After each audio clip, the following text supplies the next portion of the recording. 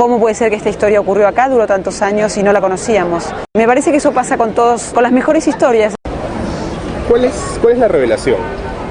La revelación es lo que da el título al libro, es la que experimenta Segundo Villanueva, un cajamarquino, que en el año 44, cuando tenía 17 años, recibe una Biblia católica como herencia, como única herencia de su padre, que ha muerto trágicamente, y leyendo ya desde el comienzo, la lee como un libro, cosa que los católicos en general no hacen con la Biblia, la lee de comienzo a fin, y ya cuando lee el Génesis, ya al comienzo mismo de la historia, descubre siente una epifanía, digamos, un gran sobrecogimiento, y descubre que hay inconsistencias entre lo que él ha aprendido en la Iglesia Católica, la educación religiosa que ha recibido, y lo que el libro dice. Y empieza entonces ahí su búsqueda religiosa que lo lleva a este largo camino que culmina en la conversión al judaísmo muchas décadas más tarde.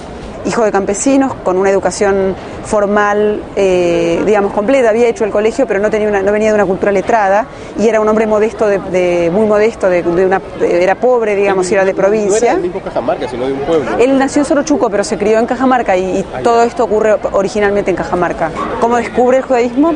Su primer contacto con el judaísmo, él tenía contacto con la Biblia, ¿sí? Y con las religiones cristianas. ¿Y ha pasado por todas las religiones? Pasó por muchas de las iglesias cristianas, sí. Y de hecho termina fundando una propia, se hace adventista, luego se hace evangélico, se hace de distintas iglesias protestantes.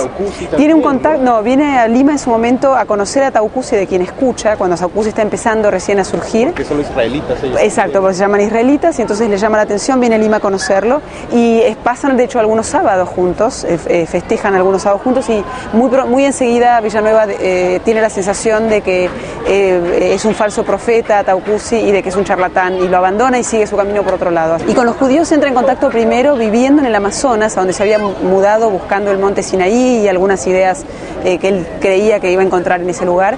Encuentra un diario en el año 67 que habla de la guerra de los 6 días, que es una de las guerras de Israel con sus vecinos árabes, y descubre entonces que Israel existe en este mundo, que no solo está en la Biblia, sino que existe, exacto, un diario peruano, probablemente El Comercio, no estoy segura.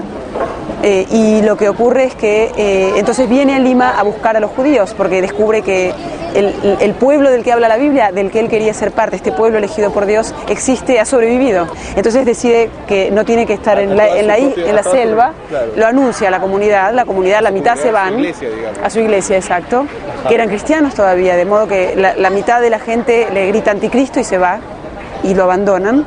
Y luego hubo de nuevo otro cisma cuando él le dice a los hombres que tienen que circuncidarse, que la circuncisión no era simbólica como ellos creían, sino que era quirúrgica, y algunos hombres, sobre todo mayores, no lo aceptan, porque bueno, es por cierto, una decisión muy difícil de tomar. Y bueno, la comunidad judía de Perú no los reconoce nunca y no los acepta, por razones de clase sobre todo, y porque creen que ellos son gente que quiere ascender socialmente y que se quiere venir a vivir a estos lindos barrios, exacto, a estos lindos barrios de San Isidro y de Miraflores, donde vive la mayor parte de la colonia judía aquí, y entonces los miran con mucha desconfianza. También porque hay una tradición en las comunidades judías de América Latina de rechazar, por temor a la asimilación y a perder la identidad judía, de rechazar ingresos de, digamos, conversos y de católicos en su seno, y matrimonios mixtos, etcétera, aunque ocurren todo el tiempo, ¿verdad?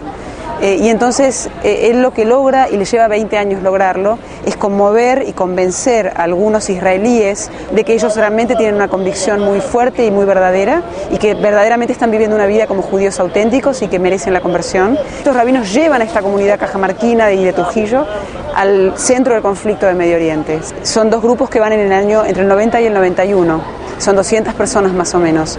Y luego vuelve a surgir con la gente que queda detrás, que no eran todavía judíos, pero que ven a estos irse y deciden algunos también ser judíos. Vuelve a surgir otra comunidad de otras 200 personas que emigran entre el año 2001 y el 2005. En el 2005 se fue el último. ¿Y en total cuántos estamos hablando? Casi 400. Digamos, la pregunta de quién es un judío, qué es un judío, quién es judío, es una pregunta que se han hecho los judíos a lo largo de su historia desde el comienzo, que se la siguen haciendo, y hay distintas respuestas. Según la ley judía, puede ser judía cualquier persona nacida de una madre judía, porque se hereda por vientre, la identidad se hereda por vientre materno, o que se ha convertido al judaísmo. Para convertirse al judaísmo hay que tener, la conversión sí es religiosa, es decir, si yo quisiera, yo no soy judía, mi madre es católica, mi padre es judío, pero fui criada como católica, pero si quisiera ser judía, tendría que pasar por una conversión, pero lo central para pasar por esa conversión es que yo tendría que creer en Dios. Yo no creo en Dios y por lo tanto no puedo ser convertida al judaísmo. ¿Cómo entras en contacto con esa historia? Porque tú no lo cuentas, es muy elegante. No lo cuento en el libro, no.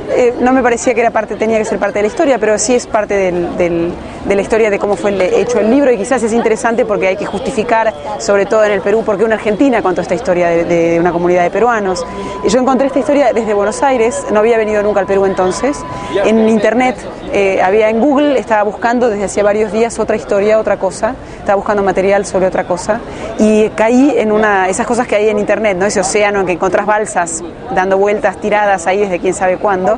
Encontré una carta de un rabino norteamericano escrita en inglés varios años atrás que pedía fondos a comunidades judías norteamericanas con dinero, pedía fondos para ayudar a los peruanos que se querían convertir, y decía que eran muy pobres y que en realidad y que su judaísmo era genuino y que los judíos ricos tenían que ayudarlos. Y contaba la historia en inglés brevemente de segundo. Y al pie de página había un número de teléfono y una dirección en Estados Unidos donde él vivía, para llamar para la gente que quería aportar dinero. Yo por supuesto no quería aportar dinero, sino que quería escribir la historia porque de inmediato me pareció una historia extraordinaria.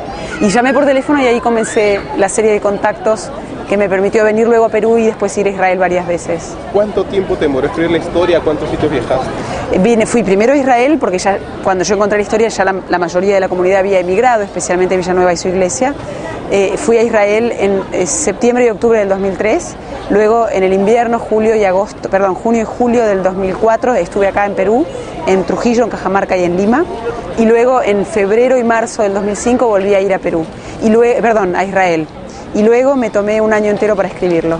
Yo quería contar la historia para que fuera leída como una historia universal, casi como una fábula bíblica y como una historia que se pudiera leer, no sé, si venían marcianos y llegaban a este mundo y había que contarles esta historia y ellos no sabían nada sobre este mundo, estaba contada para ellos y que pudieran entenderlas, o como si uno se lo contara a un niño que carece de los prejuicios y de los conocimientos políticos y religiosos que muchos de nosotros compartimos, para que los lectores pudieran acercarse a la experiencia que ellos habían vivido y a su vez comprenderla quienes quiera que fueran, gente de acá, del Perú, que conoce la historia de Perú y que conoce Cajamarca y que, por ejemplo, entiende algo que un argentino no entendería de inmediato, que es qué significa que sea un cajamarquino el que haya hecho este descubrimiento, ¿verdad? Sí, porque acá debe haber habido bastante racismo, clasismo, todo mezclado en esa historia. ¿Tú qué encontraste?